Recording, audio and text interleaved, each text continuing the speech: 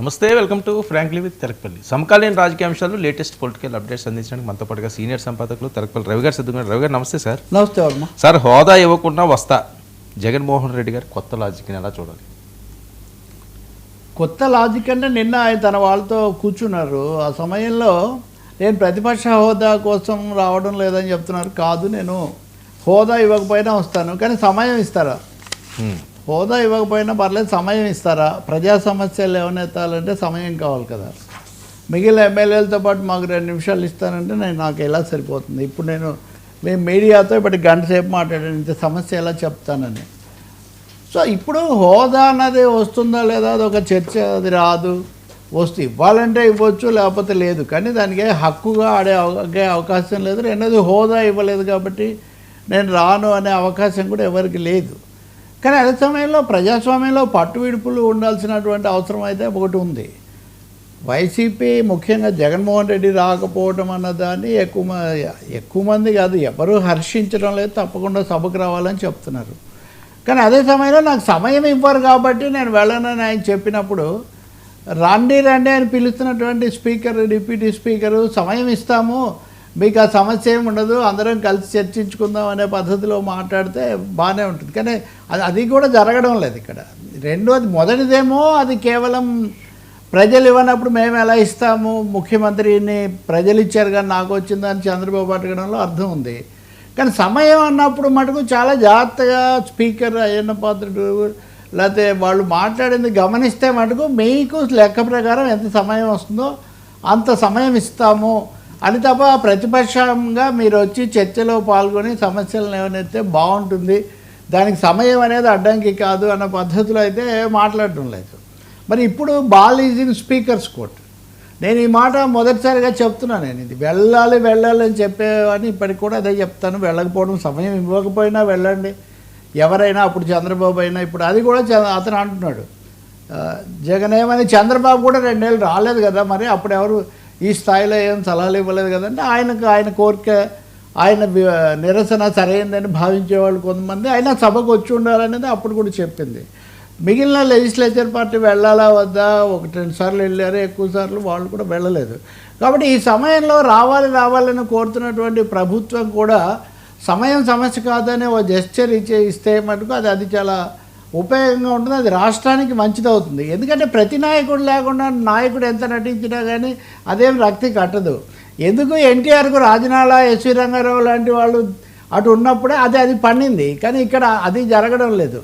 ఇంకో మాట కూడా నేను ఇక్కడ చెప్పగలిగింది వర్మ, ఆంధ్రప్రదేశ్ ఉమ్మడి రాష్ట్ర శాసనసభనే కనుక తీసుకుంటే ఒక్కరే ఉన్న రోజులు చాలా రోజులు ఉన్నాయి. ఓంకార్ ఒక్కరే ఉండేవాడు, వెంకయ్య నాయుడు కూడా 3 మాత్రమే ఉండేవాళ్ళు, జైపాల్ రెడ్డి, ఇలాంటి వాళ్ళందరికీ వాళ్ళకి తగిన సమయం ఇవ్వడం. జయప్రకాష్ నారాయణ ఎంతమంది ఉన్నారు? ఒక్కసారి గెలిచాడు. ఆ గెలవడానికి వెనక్కి కూడా అనేక రాజకీయ కారణాలు ఇవన్నీ అందరికి తెలుసు. కానీ ఆయనకి ఎంత సమయం ఇచ్చేవాళ్ళు? 18 మంది ఉన్న చిరంజీవి గారికి ఎంత సమయం ఇచ్చేవాళ్ళు? అలాగే ఇప్పుడు కూడా కూననేని సాంబశివరావు తెలంగాణ శాసనసభలో ఒక్కరే ఉన్నారు. సిపిఎం వాళ్ళు లేరు, సిపిఐ ఆయనకి సమయం ఇస్తూ. కాబట్టి నీకు సమయం ఏం కాదు, మేము తప్పకుండా ప్రజాస్వామికంగా చర్చలో పాల్గొనే అవకాశం కల్పిస్తాము అనే మాట మటుకు ప్రభుత్వం నుంచి రావటం లేదు. సో హోదా అన్నదాని నుంచి జగన్ ఒక మెట్టు దిగి ఒక కొత్త లాజిక్, సమయం ఇస్తే తగినంత, అంటే షరతు పెడతారా, షరతు పెట్టే అధికారం ఎవరికి లేదు. ఇవన్నీ షరతులతో లేదా సంఘర్షణలతో తేలేవి కాదు. ఒక ప్రజాస్వామిక సాంప్రదాయంలాగా, ఒక వరవడిలాగా మ్యూచువల్ అకామిడేషన్, ఒకరినొకరు రాజకీయాల్లో ఎంత ఘర్షణ పడినా, ఎంత లీగల్ వార్లు, పొలిటికల్ వార్లు ఎన్ని నడిపినా కానీ ప్రజాస్వామిక ప్రక్రియ అన్నది ఉన్నప్పుడు, నేను ఇంకా కూడా మీకు ఉదాహరణలు చెప్తాను. మాజీ ప్రధానమంత్రి చంద్రశేఖర్ ఒక్కడే, ఆ బలియా నుంచి వచ్చేవాడు ఒక్కడే. అయినా కానీ ప్రతిసారి చంద్రశేఖర్ ఏం మాట్లాడాడు, ఒరిస్సా నుంచి బిజు పట్నాయక్ ఏం మాట్లాడారు, లేకపోతే దేవగౌడ, ఆయన చివరికి ఇక్కడ ఎన్నికల్లో ఓడిపోయి ఇప్పుడు వెళ్ళి రాజ్యసభలో ఉన్నారు. ఇలా అంటే కూడా కొంతమంది నచ్చకపోవచ్చు. జగన్ వాళ్ళతో పోలుస్తావా, మీరు పోలుస్తారా లేదా అన్నది అది వాళ్ళ రాజకీయాల మీద ఆధారపడి ఉంటుంది. కానీ శాసనసభలు, చట్టసభలు అన్నప్పుడు మటుకు 2 చేతులు కలిసి చప్పట్లు అన్నట్టుగా ప్రతిపక్షం కూడా పాల్గొంటే అది రక్తి కడుతుంది. వాళ్ళేమో వాళ్ళ రాజకీయ కారణాల వల్ల మాకు సమయం ఇవ్వరు, అది అంటే మీరు పారిపోయారు, లేకపోతే ఇంకో మాట కూడా అన్నారు, మాజీ ముఖ్యమంత్రికి ఏమైనా కొమ్ములు ఉంటాయా, ఎవరికి కొమ్ములు ఉండవండి, ఎవరికి కొమ్ములు ఉండవు ప్రజాస్వామ్యంలో. కానీ కొమ్ములు ఉండవు, కానీ ఒక నేపథ్యం ఉంటుంది. ఆ నేపథ్యాన్ని బట్టి వాళ్ళకి అవగాహన ఉంటుంది. అనేక పత్రాలు, అనేక నిర్ణయాలు తీసుకొని ఉంటారు. కాబట్టి ఈ కొత్త లాజిక్ మీద మరి ఏమైనా మళ్ళీ కొత్త స్పందన ఏమైనా వస్తుందా అయితే మనం చూడాలి. స్పందిస్తే మటుకు హుందాగా బాగుంటుంది. రెండోది, ఆయన వచ్చి ఏం మాట్లాడతారు అన్నది, ఆయన బాగా మాట్లాడకపోతే ప్రజలు చూస్తారు కదా. ఈ రోజుల్లో ప్రతిదీ ప్రత్యక్ష ప్రసారమే కాబట్టి సమస్య ఏమి ఉండదు కదా.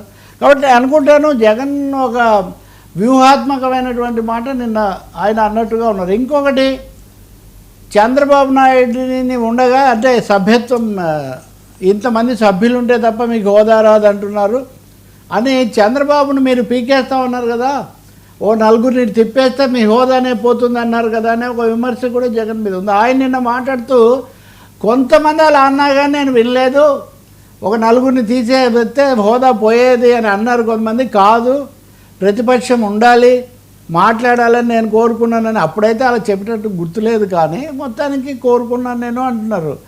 చంద్రబాబును సరిగ్గా చేయలేదు, అవహేళన చేశారనేదే కదా ఇప్పుడు నిరసన కూడా. కాబట్టి అయితే ఒకటి, ఆయన ఇప్పటికీ మెయింటైన్ చేస్తున్నాడు, మేము సభలో ఏమనలేదు, మేమేం అవమానించలేదు అని కూడా మాట్లాడుతున్నారు. సో ఈ విషయంలో ఐ థింక్ ఆయన కొత్త చర్చకు మళ్ళీ ఒక ఇది వేస్తున్నట్టుగా ఉంది ఆయన. మరి అధికార పార్టీ కానీ సభాపతులు కానీ సభాపతి ఉపసభాపతి దీని మీద ఏమైనా మాట్లాడతారా? మాట్లాడి నిజంగా సభకు తీసుకొని వచ్చి మీరు చేయండి మేము చేసామని వాళ్ళ మొహం మీద చెప్తే కదా ప్రభుత్వానికైనా అధికార పక్షానికైనా. రెండవది, సభకు కూడా ఆ సీరియస్నెస్ కూడా వస్తుంది. మరి అది ఏమైనా జరుగుతుందో మనం చూడాలి. కానీ ఒకటైతే నిజం, నిన్న ఒక అడుగు జగన్ కొంచెం పట్టు విడుపు ఆయన మాట్లాడాడు. ఏమని, శాసన మండలిలో చాలా సమర్థులైన నాయకులు ఉన్నారు, అవగాహన కలిగిన వాళ్ళు ఉన్నారు, వీళ్ళు లేవనెత్తుతారంటే మండలి అనేదాన్ని ఓన్ చేసుకుంటూ మా మెయిన్ ప్లాట్ఫామ్ మండలిగా ఉంటుంది, మండలిలో మాకు గట్టి నాయకులు ఉన్నారు. ఈ విధంగా కూడా నేను అనుకుంటాను విమర్శలకు కొంచెం తల ఒగ్గాలి, వీటికి తన నుంచి ఏదో సమాధానం రావాలి అని మటుకు మాజీ ముఖ్యమంత్రి భావించారనేది వీటన్నిటిలో మనకు స్పష్టంగా అర్థమవుతుంది. మంచిదే అది ఇది. అలాగే వీళ్ళు కూడా కొంత పునరాలోచన చేస్తే సభలోకి వచ్చిన తర్వాత ఎంత సమయం ఇస్తారు, ఎన్ని వాకౌట్లు చేస్తారు, ఎన్ని చేస్తారు అన్నది అది చూసుకోవచ్చు. ఇంతకుముందు కూడా 20 కదా ఉన్నాయి, 23 ఉన్నాయి. హోదాకు సరిపోయాయని తప్ప ఏదో పుష్కలంగా చాలా సమృద్ధిగా ఉన్నాయని అప్పుడు కూడా మనం చెప్పగలిగింది ఏం లేదు.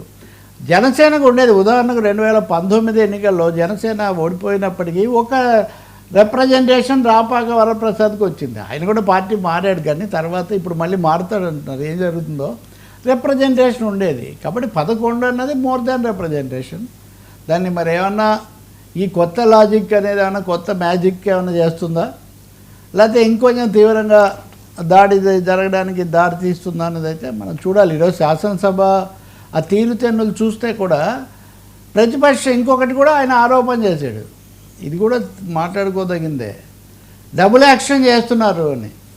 వాళ్ళే ప్రతిపక్షం, వాళ్ళే అధికార పక్షం లాగా డబుల్ యాక్షన్ చేస్తున్నారు వాళ్ళు. అంటే డబుల్ యాక్షన్ చేస్తే మంచిదే కదా. ప్రతిపక్షం తరఫున ప్రజల సమస్యలు ప్రతిపక్షం లేదు కాబట్టి అధికార పక్షం వాళ్ళే లేవనెత్తితే దాన్ని ఏమీ తప్పు పట్టాల్సిన అవసరం లేదు. ఎవరైనా సమస్యలు మాట్లాడాలనే కదా. నిజం చెప్పాలంటే నిన్న స్పీకర్ మాట్లాడింది, వాళ్ళు సమస్యలు చెప్తుంటే మీరు ఎవరు పట్టించుకోవడం లేదు, రాసుకోవడం లేదు, రాసుకోండి అని చెప్పడం కానీ, ఈరోజు కూడా ఆరోగ్యశ్రీ మీద జరిగిన చర్చ కానీ మనం గమనిస్తే కొంత దాన్ని మేమే భర్తీ చేస్తామన్నట్టుగా అధికార పార్టీ వాళ్ళు ఒక వ్యూహం తీసుకున్నట్టుగా కనిపిస్తుంది. అలాగే ఈరోజు కాలుష్యం మీద జరిగిన చర్చలు కూడా పవన్ కళ్యాణ్ జోక్యం చేసుకొని, కానీ ఆయన పర్యావరణం కోణమే మాట్లాడారు, రాజకీయ కోణం మాట్లాడలేదు. కానీ ఈ ప్లాస్టిక్ వీటన్నిటి వల్ల కాలుష్యం చాలా విపరీతంగా పెరిగిపోతుంది. అందుకే ఫ్లెక్సీలు వద్దు అని చెప్పలేదు. ఏం చెప్పాలి, ఫ్లెక్సీలు బయోడైవర్సిటీ మెటీరియల్తో మళ్ళీ పునరుత్పాదకమైన వాటిని మళ్ళీ చేయగలిగిన ప్లాస్టిక్ లాంటిది కాకుండా, ఆర్టిఫిషియల్ మెటీరియల్ కాకుండా న్యాచురల్ మెటీరియల్తో చేస్తే బాగుంటుందేమో అని ఒక సలహా కూడా ఆయన అక్కడ ఇస్తున్నారు. కాబట్టి తప్పకుండా పునరాలోచన చేయాలి. ఇంకోటి అయితే ఆశ్చర్యం కలుగుతుంది, మొన్న ఢిల్లీలో ఎంపీ శబరికి ఆ కార్తీక్ మిశ్రాకు మధ్యలో జరిగిందని ఒక దాని మీద పెద్ద అధికార వివరణ లేదు, విచారణ చేస్తున్నారని. ఈరోజు ధూళిపాల నరేంద్ర లాంటి ఒక సీనియర్ సభ్యుడిని వాళ్ళు లోకేష్ వస్తున్నాడని పక్కకు నెట్టారని నెడితే లోకేష్ జోక్యం చేసుకొని కాస్త సర్దుబాటు చేశాడని చూస్తుంటే కొంచెం తొక్కిసలాట, కొంచెం ఒక విధమైన అనీజ్. ఈ సిబ్బంది వీళ్ళ పట్ల ఎలా ఉండాలన్న దాని మీద కొంత ఈవెన్ డిప్యూటీ స్పీకర్ కూడా నిన్న మాట్లాడుతూ ఒకరిద్దరిని కొంచెం చెప్పడం, ఆరోగ్యశ్రీ చర్చలు కూడా ఆయన కొన్ని కామెంట్స్ చేశారు. కాబట్టి శాసనసభ ఏమైనా కొత్త ఇది తీసుకుంటుందా, కొత్త వైఖరి, ఇద్దరు పునరాలోచించి ప్రజల సమస్యలకు న్యాయం చేసే విధంగా ఏమైనా చేస్తారా అన్నది అయితే మనం చూడాలి, జరగాలని ఆశించాలి సభ నిండుగా ఉండాలంటే. సార్ మెడికల్ వార్ తీవ్రం, మండలంలో మంటలు. మెడికల్ వార్ అనేది మెడికల్ కాలేజీలు పీపీపీ మీద అయితే ప్రభుత్వం తప్పనిసరిగా ఒక ఇరకాటంలో పడింది, డిఫెన్స్లో ఉంది. అది చాలా స్పష్టంగా కనిపిస్తుంది. ఈరోజు మండలి ఇది కాకుండా నిన్న కూడా ఇది ఆదోనిలో నిన్న ఎస్ఎఫ్ఐ విద్యార్థులు వీళ్ళు చేస్తే మెడికల్ కాలేజ్ అక్కడ వాళ్ళని లాఠీచార్జీ చేసి విపరీత లాఠీచార్జీ కూడా చేశారు. లాఠీచార్జీ చేసి అతన్ని ఇలా లాక్కుపోతున్న వ్యవహారం ఇది మనం చూస్తాం.